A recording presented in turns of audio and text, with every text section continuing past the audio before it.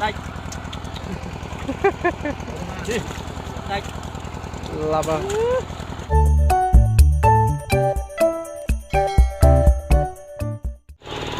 bát tôm cột chấm điệp xúa từ đòn on lục sợi prey mặt tầng ngọc nia sôm sva cung một căn channel របស់ខ្ញុំបាទ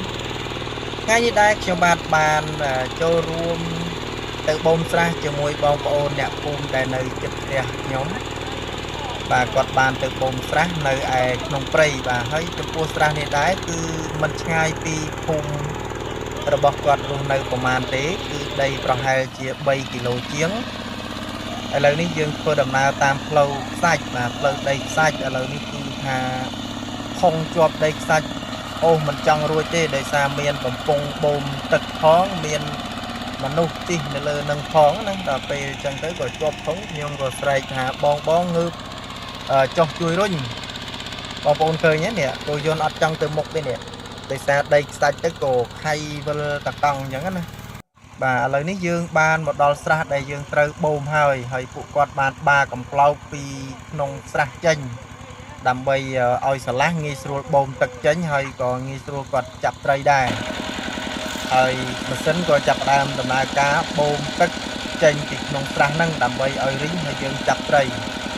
បាទហើយចំពោះស្រះនេះដែរគឺមាត់ត្រីធំមែនតើបងប្អូនមាត់ត្រីធំណាស់ហើយសម្បូរត្រីធំណាស់ឆ្នាំនេះបាទហើយនេះទឹកដែលបានបូមចេញពីស្រះខ្ញុំមកថតឃើញថាល្អ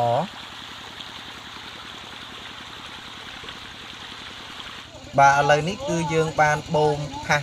រីងបានច្រើនហើយទឹកនៅសល់ពាក់កណ្ដាលខ្មងទេពីព្រោះដោយសារថ្ងៃរៀងរសៀលហើយណាមួយស្រះនេះក៏ចេញទឹកលឿនដែរបាទចេញទឹកលឿនណាស់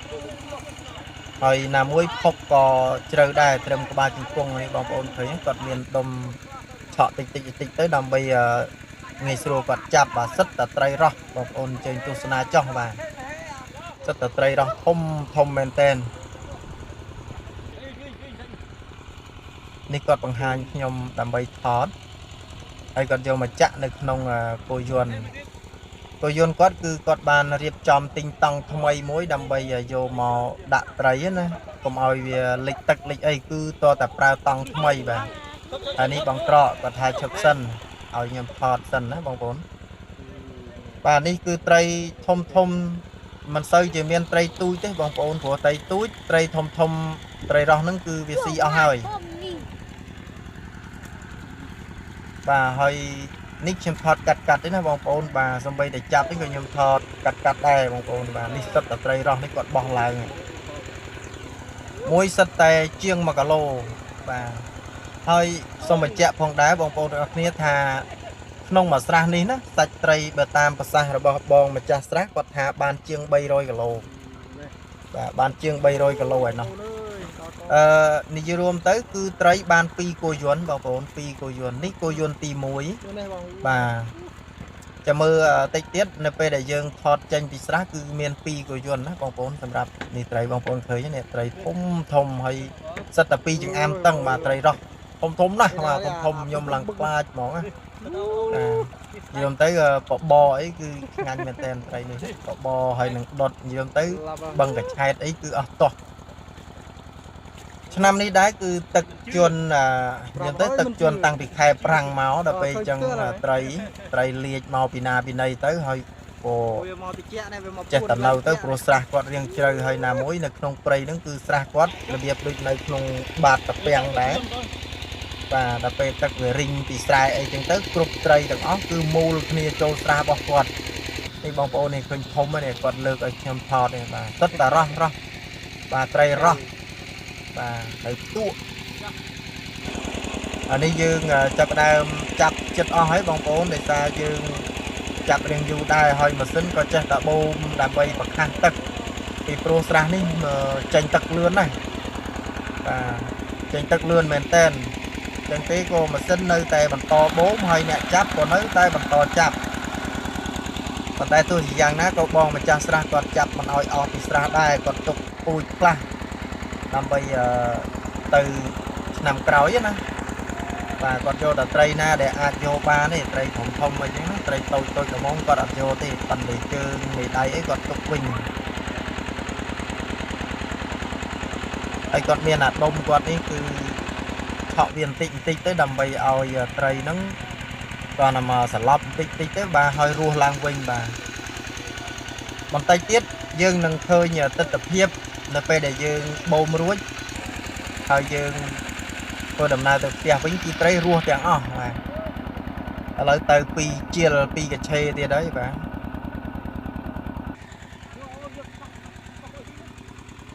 សិតតែត្រីផ្គក់ធំបាទនេះដោយសារខ្ញុំថតឆ្ងាយហើយនៅក្នុងកាមេរ៉ាយើងមើលអត់ទៅឃើញធំទេណាបងប្អូនតែបើនៅក្រៅប៉ុណ្ណកពួនជើងយល់ទៅ1គីឡូ8ខាំ1គីឡូ7ខាំបាទសិតតែទម្ងន់ប៉ុណ្ណឹងបាទ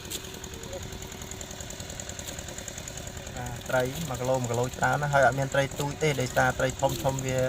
ស៊ីអស់ហើយបាទនេះគឺគោយន្តទី2បាទគោយន្តទី2នោះគោយន្តទី1បាទគោយន្តទី2នេះតង់រៀងចាស់បន្តិចបាទគោយន្តទី1តង់ថ្មី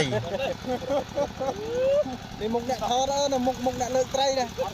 បងឃើញធំល្អពេកគាត់កាន់ឲ្យខ្ញុំថតឥឡូវគាត់យកដាក់លើគោយន្តណាបងប្អូនឃើញទេឥឡូវនេះគឺបានគោយន្តគោយន្តទី2បាទគោយន្តទី2បានចេញដំណើរទៅផ្ទះហើយយកត្រីទៅប្រោះទុកនៅផ្ទះព្រោះខ្លាចត្រីក្តៅបាទគោយន្តនេះគឺគោយន្តទី2បាទតង់កស៊ូរៀងចាស់បន្តិចលាយថ្មីហើយបងប្អូនឃើញត្រីហ៎បាទត្រីកន្លះគោយន្តនឹងតែម្ដងបាទនេះក៏ទៅមួយហើយដោយសារថ្ងៃក្តៅខ្លាចត្រីនឹងវាងាប់ឥឡូវយើងនៅសល់មួយទៀតនេះគោយន្តមួយទៀតហើយយើងទៅមួយស្រះនេះត្រី2គោយន្តបងប្អូន2គោយន្តមកជ្រាវមើលបងជ្រាវ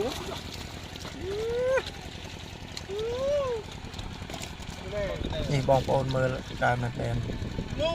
ខ្ញុំឲ្យគាត់ជ្រាវហើយគាត់លើកត្រីឲ្យមើលបង្ហាញអញ្ចឹងណាដើម្បីឲ្យបងប្អូនទស្សនានេះ1គីឡូកន្លះត្រីច្រើនមែនតើបងប្អូនឆ្នាំនេះត្រីច្រើនណាស់និយាយថាពីក្រាញ់3ធ្នាប់ត្រីក្រាញ់3ធ្នាប់4ធ្នាប់សិតតែខ្លាញ់ត្រីក្រាញ់នេះបាទនេះស្ដាច់ត្រីនេះគាត់លើកគាត់ឃើញធំពេកគាត់លើកឲ្យមើលអានេះបាន1លាននៅពេលហ្នឹងយើងអានេះជាចុងក្រោយហ៎បងប្អូនយើងបញ្ចប់ត្រឹមហ្នឹងហើយយើងចាប់ផ្ដើមរៀបចំចេញទៅផ្ទះហើយបាទដោយសារគាត់ទុកពូជខ្លះណាទុកត្រីខ្លះបងប្អូនឃើញទេមិញឆក់បន្តិចអញ្ចឹងទៅស្រួលចាប់ឥឡូវនេះរស់អស់អាលីង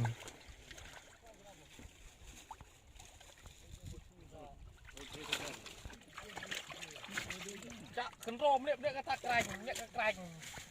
ឥឡូវទីទៀតយើងរៀបចំចេញដំណើរទៅគោយន្តទី2ហើយដោយសារយើងខ្លាចល្ងាចខ្លាចអីណាអានេះខ្ញុំឲ្យគាត់ជ្រាវមើលឲ្យបងប្អូនមើលថាត្រីវាច្រើនយ៉ាងណាបាទនេះសិតតែត្រីល្អហើយត្រីនេះប្រភេទត្រីខ្មៅត្រីបឹងកប្លោកឥឡូវហ្នឹងគឺពួកគាត់បានចេញទៅគោយន្តទី2បាទនេះខ្ញុំឈោតថតពីលើអីគោយន្តហ្នឹងបាទគាត់ចេះតែបើកទេប៉ុន្តែខ្ញុំដើរបដាខ្ញុំថតដើម្បីពេលវារលាក់ទៅត្រីវារើបងប្អូនត្រីវារើឃើញច្រើនហ្មងណាបាទឥឡូវគាត់ទៅហើយបាទគោយន្តទី3គឺខ្ញុំអ្នកជិះទៅតាមក្រោយឥឡូវនេះខ្ញុំបានមកដល់ផ្ទះរបស់គាត់ហើយ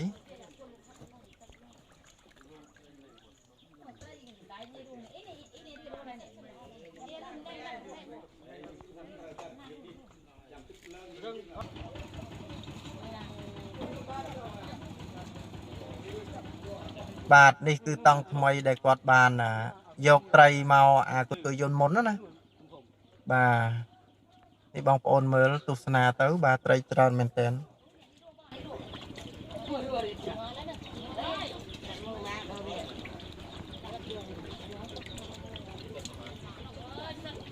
បាទសូមគោរពអរគុណច្រើនចំពោះការទស្សនារបស់អស់លោកស្រីប្រិយមិត្តទាំងអស់គ្នាជួបគ្នានៅវីដេអូក្រោយទៀតបាទសូមអរគុណនិងសូមគោរពជម្រាបលាបាទ